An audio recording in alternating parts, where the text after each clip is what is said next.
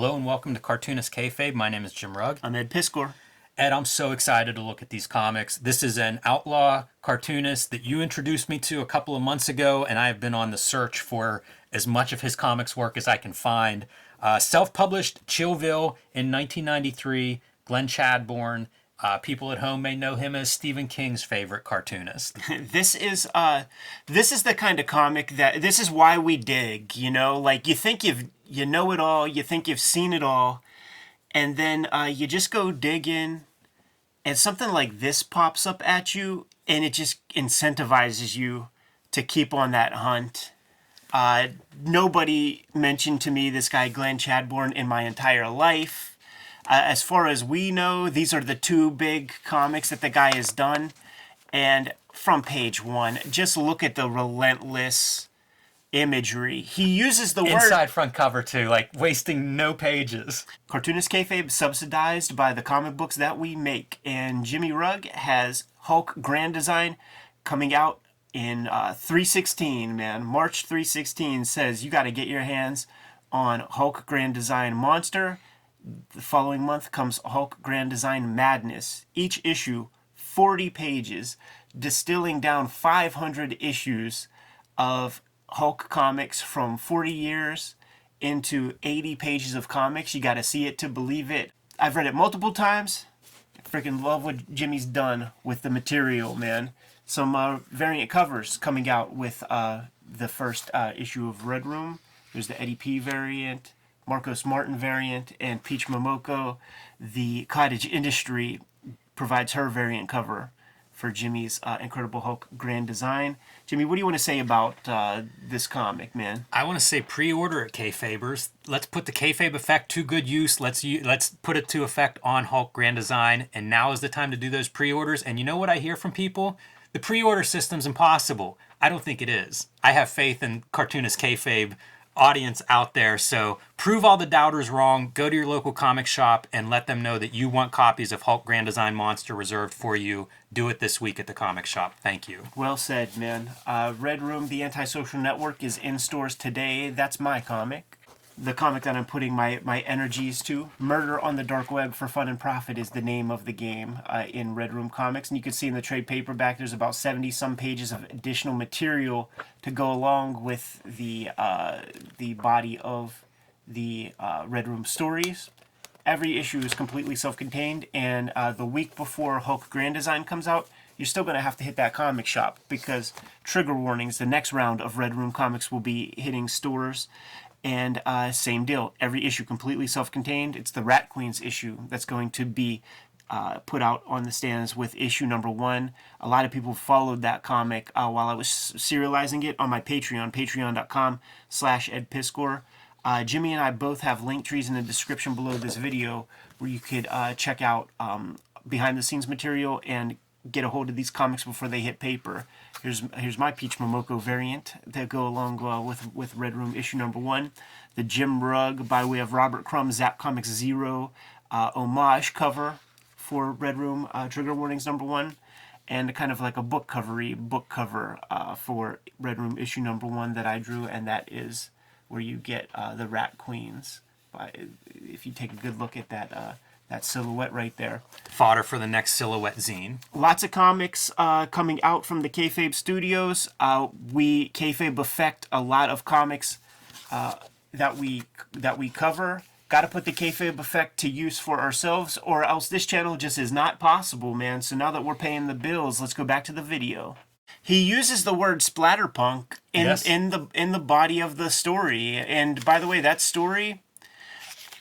This is a stream of consciousness comic. Like, I don't think he wrote any kind of script or anything. Like, it's just like, come up with a page every day or every week or whatever, how long it takes a guy to make comics of this rigor. But it's just absolutely insane, and it just goes wild. The lettering is even fly as hell, man. But I don't know that the screen is doing it justice, but people, this guy is putting that like super tiny rapidograph to use here. Stabbing this pen, this sentient demonic pen, stabbing him in the forehead. And the lady's just like, "I'm so sorry. It needs to eat." It is such a unique comic. Like, I've never seen this level of this amount of line work on a page ever. And yeah, for sure. And you come across something like this, it's unforgettable. The guy clearly has a lot of vision, intense chops. So this is the kind of thing that I then go to Google and try to figure out what this guy's up to now, because we don't know the name when you first grab it, and then you discover that he was a part of some like talent contest or something, some Stephen King related talent contest, and then gets that gig. And I think he's from Maine or someplace. So he's in Stephen King territory. Yeah, and we talk about digging and hunting and looking for these things. Man, like the eyes are just so vivid. I reached out to Maine retailers. Rick at Casablanca is the guy who sourced one of these comics for me. And it's interesting in that, like, you start sniffing around and it's like, okay, Maine, self-publishing. We know self-publishing. There's a disproportionate amount of books that will stay kind of close to home, usually. And finding out that one of Casablanca's customers has the original art from one of these stories. And I also contacted Glenn Chadbourne and was asking him if stuff's available. It's so outlaw, like this guy's bleeding from all over his face, coming out of his ears and mouth. And, emailed Glenn Chadbourne and he said he was out of these things, but I do think there may be a reprint in the works, is the message of hope I'm delivering to the Kayfabers out there. I'm saying Floating World, Power Comics, like, guys, let's get a fresh one and put this out there into the universe, man. How great is this? Reminds me of From Hell, right? Like finding the shapes in your city planning and stuff like that. And it's old New England. Like Maine is one of these places that, because of Stephen King, I feel like it has a certain history, at least in my head. And it might be mostly Stephen King created mythology, but man, does this comic book, it could come out of a Stephen King comic, right? A Stephen King novel. There was a little something that happened in Massachusetts a couple of years back, which is some little girls saying some weird things. One of the weirdest pieces of all of this is this use of some sort of screen tone for clouds in the background. I'm going to use a little duotone on one page of the entire thing. This is nightmare shit, though. This is that vision that I want in cartoonists. Like, this is why I love comics, and the idea that one person can create a comic is like, this is coming out of a very unique perspective. Dude's going for it. I couldn't do this in a lifetime. It's just not the way I think or see things or dream or whatever. Like, no other comic I've seen looks like this. Every page completely visually stunning, like when you talk about your anchors, there's an anchor on every page. As a reading experience, it's not much. Like you can just appreciate the visuals and like the romp of the story as you move through, but you don't need it that much when you have something like this. This is just it's a tough stimuli. It's a really difficult comic to read, and some of that is in the writing, because like I tried for weeks to read this stuff and I'll read a little bit, but some of it has like a it almost feels like colloquialisms and stuff in some of the dialogues and things. And again, it calls to mind some of Stephen King's writing, like some of the sort of a regular person talking and using local language. Like there's elements of that where they have some of the slang. You read Paperbacks from Hell, and the proliferation of paperback novels and just the complete insanity of those. And this is a comic version of that, like where the writing is kind of takes a back seat to the art in that way, man. But it's just it's over the top. It's like heavy metal lyrics, like when you look at the liner notes of a Danzig song or something, like it's not too different. And these kind of things, like Chadbourne can draw, like you see these old decrepit houses, like old mansions and stuff that look really great. It's not just the twisted up zombie-like creatures, but it's all these little details. A horse skeleton pulling that wagon. Super Guns N' Roses right there, man. That was Slash. Reminds me of Faust at times. Like I wonder if David Quinn and Tim Vigil have seen this. I bet you they would be fans of this work. And it's not that easy to find, like, oh man. How badass. Yeah, this guy could be creating album covers or could be creating t-shirts or whatever. Just really unique vision. I'm so excited too, Ed, that like as much digging as we've done, that something like this can just show up. It incentivizes the practice. You just keep doing it, man. And like when I found this comic, it was the first comic in the box when I went to go dig, and I really think that somebody put it there for themselves and was just like, I'll just come right back and get it. But it had to come home with me. You know, like a frog in the middle of this kind of madness. Unreal. And how many pages have I flipped through? This is like a big oversized. Yeah, it's probably like 64. Like, Brian Pulido would have loved to have gotten his hands on this guy. Absolutely. Yeah, I think anyone would. And as I've been trying to track these comics down, like one of the reasons that I was like, hey, it's, like, let's do this episode is shake some of these loose. If people have these in their back issues and they're not looking at them, don't care, like put it back out there for people who are interested in discovering this kind of stuff. I think of some of the great, like, Taboo. Wouldn't this have fit really well in Steve Bissett's horror anthology Taboo? Yeah, for sure. Even a New Englander. It would have been nice to see it there. But that's the beauty of comics. That's the beauty of self-publishing. Posting, that looks like a handwritten phone number. Look at this back cover. Yeah, I mean, it's a portfolio piece. Like it's like he designed it as a portfolio for something. Maybe instead of postcards, the old common wisdom. Like, I'm gonna like fucking go ham on a whole comic book. And the style, it's not far from guys like Pusshead, who would have made a lot of bones, like with Metallica and other popular bands and stuff. So maybe he was itching to go into that space. It's incredible illustration and really kind of outside of what you would find in almost any comic. Now, this is what I'm excited for, because like I put you on a path, Jimmy, man. I showed this comic to you, and I knew that this one existed, but I didn't even do any legwork to figure that out. Which, by the way, Kayfabers, if you have an extra copy, P.O. Box 3071, Munhall, PA 15120. I wouldn't mind having my hands on while you're a at copy it, of this. I don't own Chillville, so this is really like the Voltron of Kayfabe of us being able to put this episode together. There's your wraparound cover. So Farmer Fiend's Horror Harvest comes out a couple of years later. I think this is a 1995 release, although I'm not sure how easy it is to find the year on it. And these pop up, they're listed in my comic shop, even though they usually don't have one in stock. But they're self-published. There were 1,000 or so of them made. So, the typical self-publishing story, like they are out there is what I'm saying. And this feels so much like Evil Ernie crossed with Lobo or something. I wonder what this guy was into in terms of the comics he read. More of that testament to just his ability to draw, like I know places that look like this. Those super old used to be a convenience store 100 years ago, maybe remnants of a gas pump out front. Those are the joints that we look for, like when we go down to North Carolina, like, man, we need to get some breakfast. Like, you got to try that greasy spoon kind of spot. And it's so great because you have your Bud Light neon in one window and live bait sign hanging next to on the other side of the door. Gotta go get you some minnows. That's the places. So the sheriff is they're looking for a fall guy in this town, and that's what this story basically is looking for a guy who threatened the paper mill, the one big business in the town. He had done something wrong, and they need to pin some damage on somebody. So it's a patsy that they're looking to frame. But the joke's going to be on them. I love these incidental details, too, like driving down the road past a creepy-looking scarecrow and a really creepy-looking scarecrow if Glenn Chadbourne's the guy drawing it. Wow. It's incredible. His draftsmanship's so impressive considering the amount of noodling that's going on here. I mean, people do this that, honestly, they can't draw. Yeah. To see the actual drawing ability is just... it's rare. Yeah, because I mean, he's keeping things reasonably clear.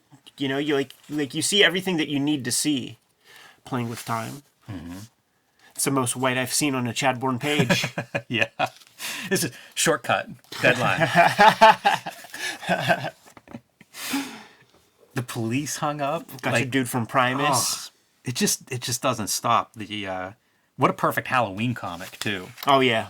Seeing the jack-o'-lantern on the cover, it's so hard not to think that way. Genius to have the purple comic and the orange comic in your bibliography. Yeah.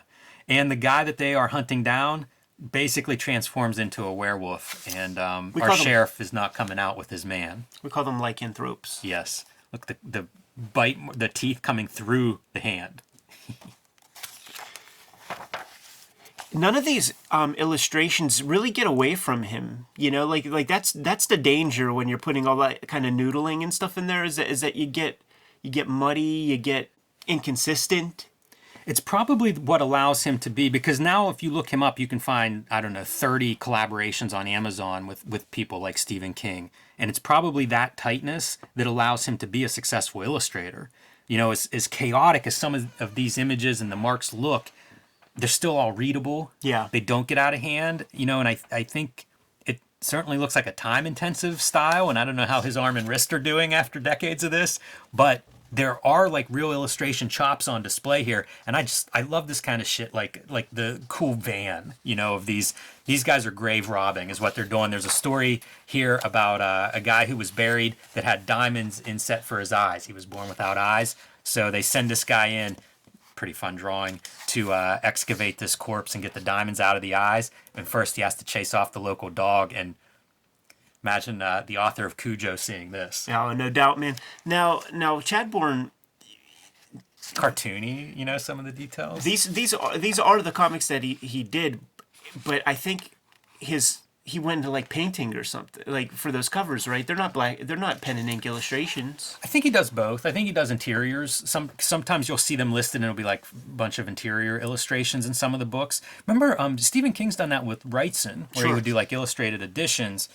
You know, not comics, but just having like a few book plates. So I think he does that, and I think he does, I don't know if they're paintings or what, but color work for covers and stuff. Look at how cool that is. You know, it feels like the best of like straight to VHS movies. Like it's better than that though. Yeah, it feels like the promise of those great VHS box covers, and then it never lives up to it. It feels like this delivers. Yeah, no, it totally does, man. And you know, same deal with just those comics that we find that have like a really interesting looking cover. You crack it open and you could tell that artist who made that cover, they spent a month on that and fucking 2 hours on the interior pages. Like, this is one of those guys. I call the style. It's like there's pathological coolness to it in terms of like he can't draw just like a boring looking baseball cap. Like everything that gets filtered through his vision is done in a cool way. You know, knuckles, shovels, anything he draws has a cool spin on it, and you can't take that for granted. Like every artist is not like that. No, almost no artists are like that. Yeah. Those are the special artists, the ones that are, you know, they can't even draw a chair in the corner without it being their chair. Exactly, yeah. Those are the special guys. Some of the fine lines, and I mean, this is checkered, so when I say S. Clay Wilson, you know, the checker is an influence. Right. But some of that, like, super fine line work reminds me of these guys, like the pen guys, you know, like in S. Clay Wilson. Yeah.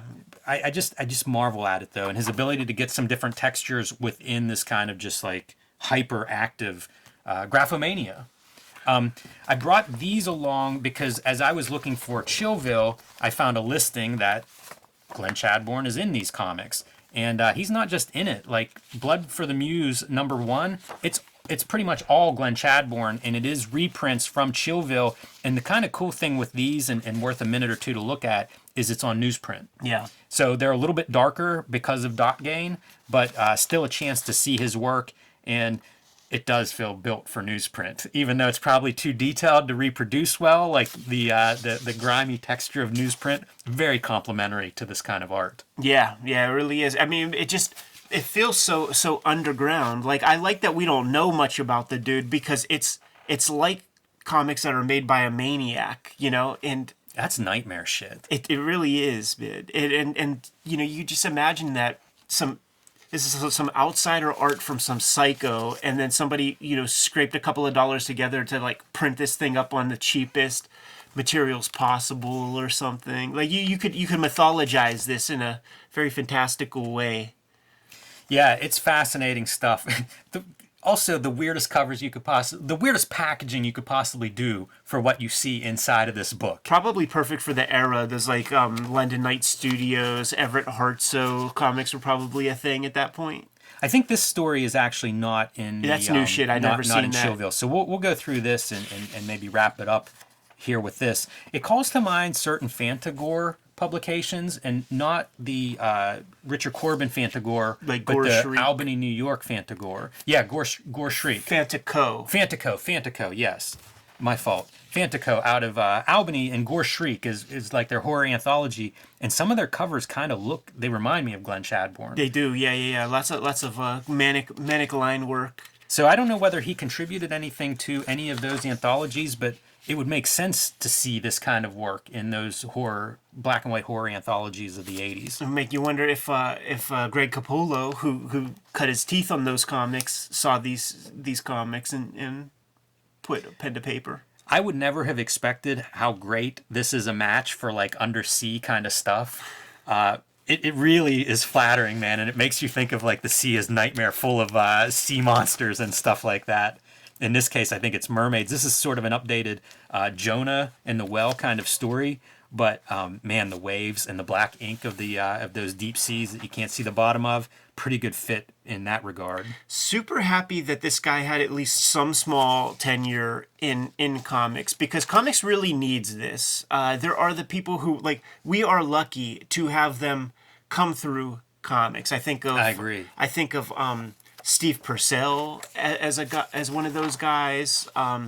There's people who can have great, big, beautiful careers outside of comics, make so much more money, but when they come into the game, they add a little influence and, could carry on a generation. Like this guy, if we added up the print run of all of his stuff, might be 10,000.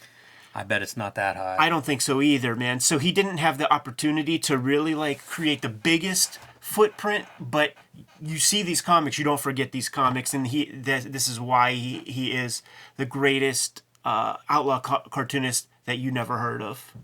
Yeah, and now you've all heard of him. So start pestering him to put a reprint of these things together, because it's a new generation at this point. I mean, this work is 30 years old. It's hard to think of it that way, but it's 30 years. Like that's almost 2 generations worth. So I'd love to see it come back into print, and I know a lot of our viewers would be interested in taking a closer look at this stuff. So hopefully that'll come to pass. But until then, pause your screen and just stare at some of this lovely madness. Amazing, man. Kayfabers, like, follow, subscribe to the YouTube channel. Hit the bell. We'll notify you when new vids are available. It's out there, Jimmy. Hulk Grand Design Monster. That is my entire life, and it'll be out in stores March 16th. And I am telling Kayfabers, pre-order that stuff at your local comic shop. That is the most helpful thing you can do for me. I am trying to apply the Kayfabe effect to my own comics. So let those local shops know that you want a copy. Let them know that you want all 4 of those variants. They aren't retailer incentives, so pick the one you like best. But let your shop know to pre-order Hulk Grand Design Monster. Red Room Comics, Murder on the Dark Web for Fun and Profit is the name of the game of Red Room Comics. Every issue is completely self-contained, and we're starting up a new season of Red Room Comics called Trigger Warning. It's going to be coming out in March on a monthly basis. Every issue is going to be a complete story, so if you see a comic, just scoop it up, grab it, give it a shot. You like it, try another. I could read the Trigger Warnings issues ahead of time on my Patreon, patreon.com/edpiscor. $3 for the archive there. I think we're crossing past 200 pages of fresh comics on the Patreon. What else do we have out there, Jimmy? Subscribe to the Cartoonist Kayfabe e-newsletter at the links below this video. You can also find Cartoonist Kayfabe t-shirts and merchandise at the links below this video. Given those marching orders, we're going to be on our way. Read more comics.